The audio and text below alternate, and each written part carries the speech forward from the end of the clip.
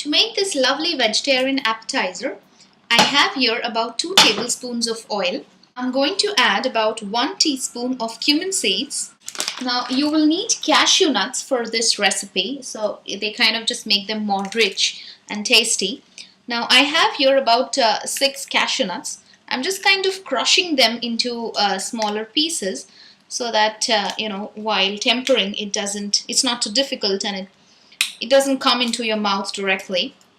So I'm chopping them into smaller pieces and I'm going to add them to my cumin seeds. Stirring. Now I'm adding about 1 tablespoon of ginger garlic paste.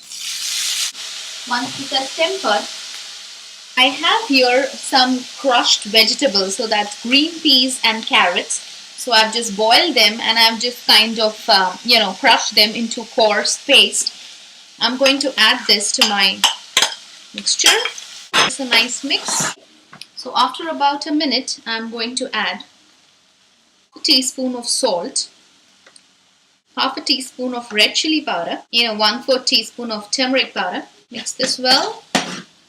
Now after squashing the vegetables, if there's any moisture left, ensure that all the moisture kind of goes off while you're cooking this. So this step of cooking we do exactly so that the entire mixture is nice and dry, because otherwise the tikkis will be difficult to form and they'll keep breaking. So we'll ensure all the moisture gets evaporated at this stage. I'm going to add about half a teaspoon of chaat masala. Now this masala is optional.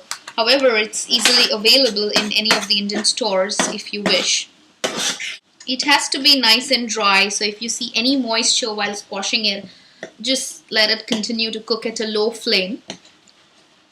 Don't burn these, because otherwise that's the flavor that will get carried into the tikki. Now once the water has got completely evaporated and this is nice and dry, just let it cool for about 10 minutes, and then we're going to mix it with the potatoes. Until then, what you could do is you can boil 4 medium-sized potatoes, okay, and as soon as they've boiled, don't keep them in the water for far too long. Just kind of get it out immediately and start peeling, because then you can get this slightly coarse potato paste.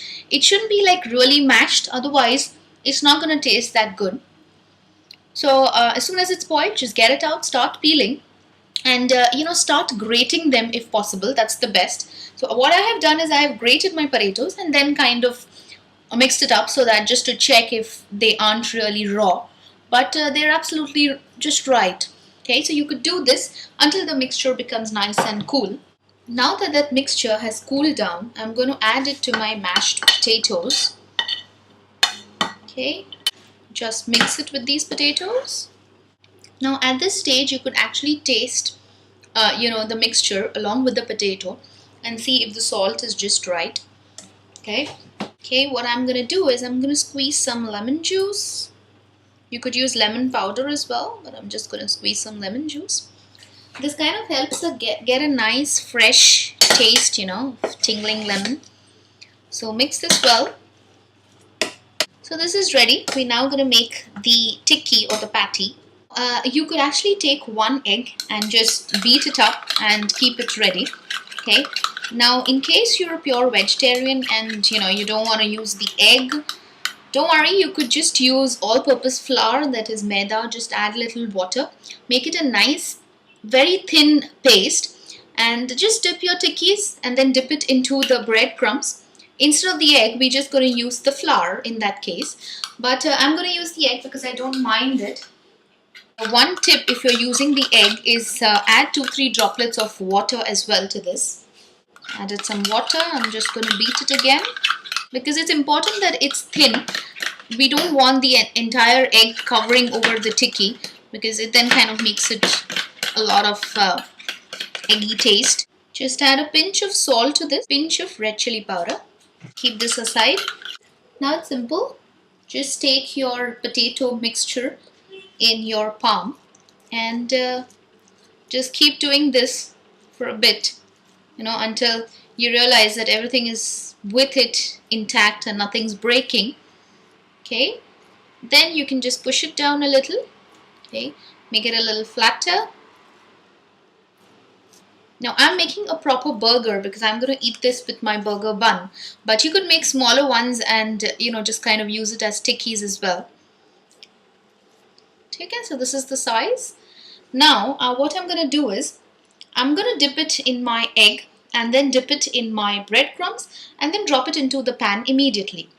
So I'm going to wait for my pan to be nice and hot because I can't keep it in the egg or your maida paste for a longer time, because otherwise it's going to form a very thick cover and it doesn't taste very well like that. Once your pan is nice and hot, I am going to add my oil. So add about 3 to 4 tablespoons of oil because we're just going to fry all the tikkis, all the patties in one go. This has to become nice and hot, so wait for a while. So I'm just soaking my patty in the egg, turning it on one side and out. I'm gonna now dip it in my breadcrumbs, okay, and toss it over. And I'm just gonna add it to my oil. Now reduce the flame. Now you need to keep making these patties quickly so that you can add it to the oil. Here goes my second. Now these cook really fast, so you'll have to be prompt enough to turn them quickly. See how beautiful this looks? It's nice and golden. Show you one more. So I've patted this, putting it into my egg. Just gonna turn it around once. Pick it up, pop it into my breadcrumbs and toss it into the oil. Okay. I'm just gonna add one more. So this one's done. This is the first one. I'm just gonna get it out. Just kind of drain off the oil. Just gonna turn this around. Yeah, this side is also done. Here's this one. So they're really fast because it's just potatoes, and you expedite the cooking by kind of adding egg and breadcrumbs, so things just move faster. You can reduce the flame now because the oil is nice and hot. So I'm just gonna get this out, place it in a nice kitchen paper so it drains off the oil. I'm gonna toss this.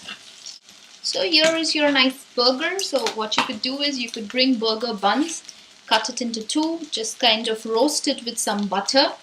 You could probably put some lettuce, some tomato, put on your burger and put on a slice of cheese, and that's it, it's done. And your kids are going to enjoy this.